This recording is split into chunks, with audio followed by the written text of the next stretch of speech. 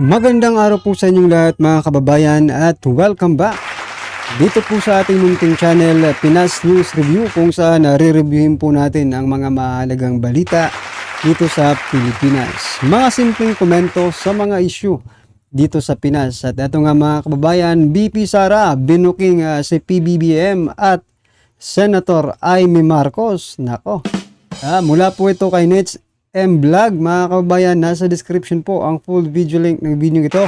Subscribe na po kayo. At kung bago ka pa lang at di pa po napag-subscribe sa ating munting channel, please don't forget to subscribe. At i-click na rin po ang bell notification para updated ka po sa lahat ng ina-uploads nating reaction video. At eto na nga mga kababayan, bago po natin ulit simulang pakinggan na panoorin at bigyan ng komento ang video ito. Eto, may isi-share lang po ako mga kababayan, no? Kasi itong si President Bongbong Marcos Jr. Naglabas po ng statement patungkol po dito sa paglabas o pagtakas yan ni Alice Go mga kababayan. Ito ang sabi. The departure of Alice Go has laid bare the corruption that undermines our justice system and erodes public trust. So yan mga kababayan. Wala na kasi nagtitiwala. Ewan ko ba, eto opinion ko lang po ito mga kababayan. Maaari na itong gumawa ng or tumulong kay Alice Go na makalabas ay hindi po natatakot sa gobyernong ito. Maaaring hindi po siya takot, no, sa ating gobyerno. Dahil malakas po ang kanyang loob na tulungan. No?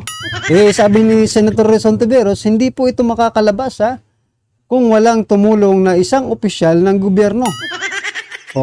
Malakas po ang loob nito. Kasi alam po nila na baka alam nila.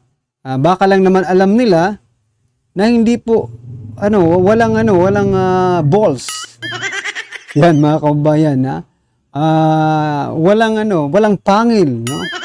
Ang ating batas ngayon, yan mga ka-review natin. Yan ay opinion ko lang.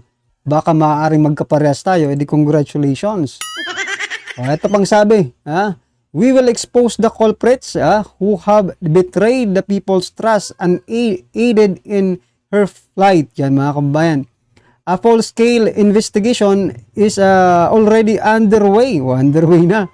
Underway pa lang. And those responsible will be suspended and will be held accountable to the fullest extent of the law. Yan mga kabayan. Ano sabi? Sususpindihin. Yan nako po. Sususpindihin lang. Sa panahon ni PRRD, ikaw na natakasan ka? Kano ka na? Diba? Huwag ka nang bumalik sa trabaho mo. Trabaho mo yan Dapat walang nakakatakas sa'yo. Yan na nga lang ang ginagawa ng Bureau of Immigration, di ba? Bakit hindi, pagbabantay na nga lang ang ginagawa ninyo, hindi nyo pa nagawa. Alam ka namang Bureau of Immigration kayo, tapos may sideline pa kayo sa economics. Wala namang ganun, di ba? Diyan lang ang focus nyo. Pero bakit nalusutan pa kayo? Yan nga pong sinasabi ko, mga kababayan. Itong tumulong na taong ito, kung sino man ito, hindi po takot sa gobyerno or hindi takot sa ating presidente. Direct to the point, wala po siyang kinatatakutan. Ang tanong, bakit kaya walang kinatatakutan? Kung ako kay Senator Rizon Tiveros, sa pag-iimbestiga nila dyan sa Pogo, eto mga kababayan, medyo nag-research ako ng konti, no? At ito, tingnan po natin kung paano tayo punta sa Bureau of Immigration. In this connection, mga kababayan. Ito, unahin po natin, unahin po natin itong video ito, Governor Remulla, itinangging protektor ng license Pogo. Yan, mga kababayan. Ito, pakinggan na lang po natin ng kaunti. Ito na po. Teka, walang sound Ang kanilang pamilya ang protector sa License Pogo Hub sa Itinanggi ni Cavite Governor John Vic Remulla ng kanilang pamilya ang protector sa License Pogo Hub sa Kawit, Cavite. Katunayan, Gugulong na ang proseso ng pagpapasara ng Pogo Hub ayon kay Remulla, kasunod ng utos ni Pangulong Ferdinand Marcos Jr. na bawal na ang mga Pogo sa buong bansa. So yan mga kababayan, putulin na natin. Ang gusto ko lang i-point out dito mga kababayan, isang Remulla, ano? Kasi bago pa lang yung pumutok yung Pogo mga kababayan, nababalitaan na po natin na ang mga Remulla, di umano ang protektor ng Pogo sa Cavite mga karibi natin. Pero itinatanggi nila.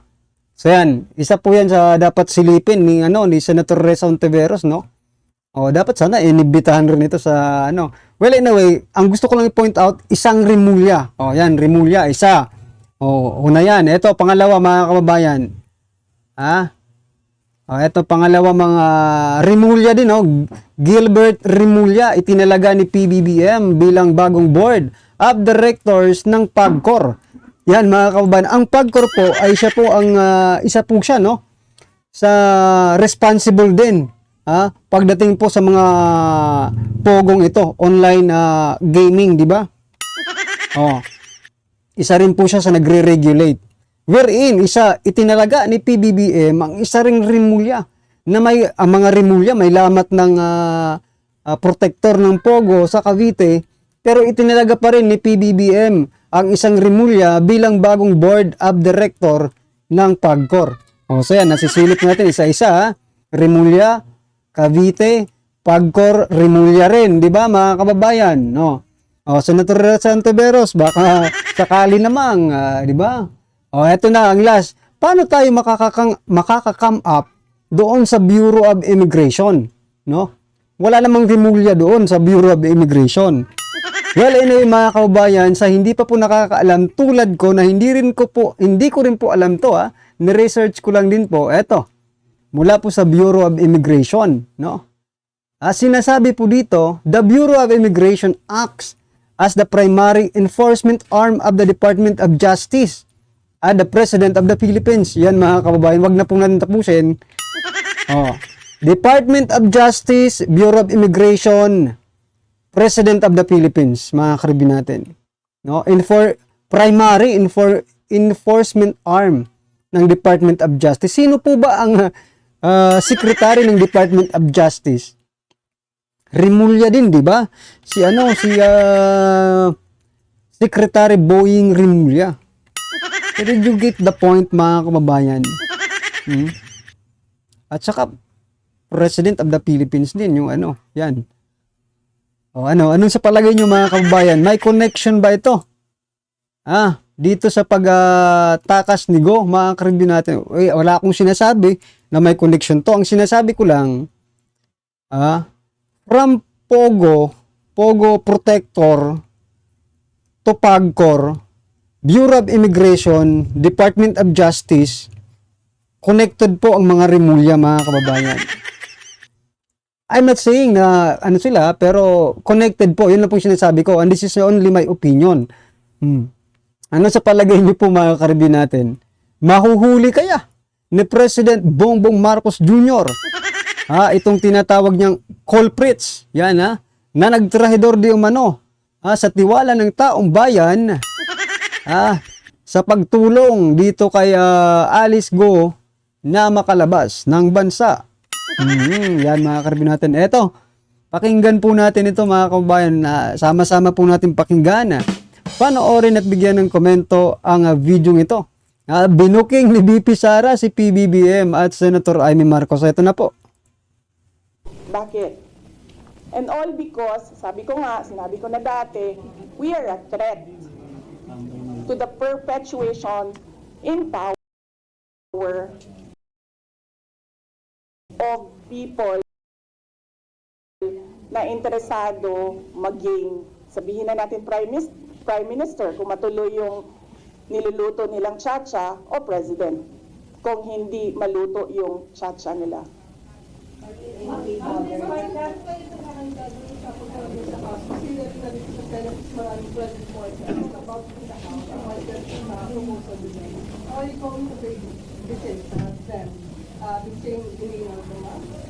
Depende ma'am sa tanong nila. Kung kaloko naman yung tanong nila, di ba dapat kaloko din yung sagot mo? Kung maayos naman yung tanong, maayos din naman yung sagot ko. Nakita nyo naman kanina, nung nagtanong na si Senator Grace Poe, sinagot ko ng maayos.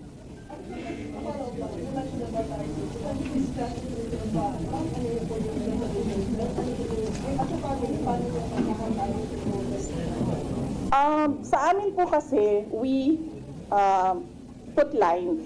Hindi po kami nagkikriss-cross ng problema namin. Tulad po ng sinabi ko sa amin mag-asawa, kung issue niya yon, ang drug smuggling, siya lang ang magsasalita, siya ang mag-aasikaso. Yung issue ko sa confidential funds na tinitira, sa COA na hinahabol, sa impeachment na pinag-uusapan, sa akin din yon. Ganun din kami ni Pangulong Duterte. We have different set of lawyers for ICC. So iba yung nagtatrabaho para sa kanya, iba yung kinukonsulta ko para sa akin. Hindi. Hindi. I'm not at all bothered. I am bothered na gusto nila i-frustrate ang pinili ng mga tao na maging vice president, all because of power and politics. Pero kung ako lang, ulitin ko lang ha, unang-una, hindi ko gusto tumakbong president. Di ba nga, kaya nung tinanong ako ng magkapatid na Marcos, ni BBM at ni Senator Amy, kung tatakbo ako, diretso ko sinabi, January of 2021, sabi ko sa inyong lahat, hindi ako tatakbong Pangulo. Totoo yun. Tapos, hindi ako tatakbong Vice President. Kasi hindi naman napag-usapan yon before the deadline of filing of candidacy. Hindi napag-usapan ang pagiging Vice Presidente. Kaya tumakbo akong mayor. Kasi ano bang pangarap ko sa buhay? Maka 3 consecutive terms na mayor ng Davao City. Yun yung pangarap ko. Tapos, pagkatapos ng filing of candidacy, lumapit na sa akin yung magkapatid na Marcos. Sabi nila, hindi kami mananalo kung hindi mo tutulungan kami sa Mindanao sa Visayas. Sabi ko sa kanila, okay, sige, dahil maraming big ticket projects si Pangulong Duterte sa Davao City, sa Mindanao at sa ibang lugar pa ng ating bansa na gusto nating mapatuloy. Kaya nga, di ba, tumakbo kami on the platform of unity and continuity na hindi natin nakikita ngayon na saan na yung mga big ticket projects. Wala na lahat. Created. So, pagpaalam Then mga kababayan, ako talaga nagpapasalamat no na nakawala ito si Vice President Sara Duterte doon sa kabinete ni President Bongbong Marcos Jr. Kasi hindi po natin maririnig personally coming from the Vice President, mga kababayan, no? Itong mga ganitong salita kung nandun pa siya, di ba? Yan. Nalaman tuloy natin na totoo nga na itong magkapatid ang lumapit sa kanya. At ito po yung rason dahil po sa mga project ng kanyang ama na gusto niyang ipagpatuloy. But at the end of the day, mga kababayan, trinahidor ng mga manggagamit. Nasaan na po yung mga project? Pina-stop po yung mga project, mga kababayan. Nako po. alisin nila ako dito or impeach nila ako, hindi kawalan sa akin ang posisyon na Vice President. In the first place, hindi ko naman gusto tumakbong Presidente. Hindi ko gusto tumakbong Vice President. Tumakbo lang ako dahil kailangan mapatuloy yung development projects sa Mindanao, sa Visayas, at sa Luzon. At naisip ko at that time, if I am Vice President, patututukan yung mga proyekto na yon na okay, wala na rin lahat. Baka sabihin naman po ng mga vloggers ni yung mga vloggers ni PBBM na matututukan dahil feeling niya siya na ang presidente. Yun yung kasi yung parang naisip kong sasabihin nila eh. Mali po. Mali po. Matututukan dahil siguro iniisip ni Vice President Sara Duterte na matututukan to dahil mahihiya itong mga hinayutak na to dahil tinulungan ko sila, di ba? Mahihiya ito na hindi ipagpatuloy yung mga project Kasi tinulungan ko sila eh. Ito yung rason kung bakit ko sila tinulungan. 'Di ba? Baka sabihin kasi ng iba na yung acting like a president na naman ngayon, Vice President Sara Duterte. Mali po. Eto, yung opinion ko lang din naman. Depende po sa opinion nyo. Pero parang yun po yung talagang di ba? Mahihiya. Itong si President Bongbong Marcos Jr., no? Na ipatigil itong mga project ni PRRD. Dahil nga sila ang lumapit kay Vice President Sara Duterte. Naku talaga. Lahat ngayon. Pero walang dahil hiya pa rin eh. Unappropriated na sila lahat. Of course not. I do not regret running for Vice President kasi imagine niyo kung ako mayor ngayon at hinahabol-habol nila ako dahil alam nilang pwedeng tumakbo ito sa 2028. Diba? O, diba? So, bakit ko nire-regret yan? Hahabulin nila ako. Alam nyo, kahit matanggal nila ako as Vice President, hahabulin nila ako until the day na maupo sila sa 2028. Ano? Ngayon na. Alam, mahirap sagutin ang 2028 kasi imagine niyo, pagbaba ko dito, nahulog ako doon sa hagdanan. 'Di ba? Namatay ako bukas. Sayang yung paghahanda ko.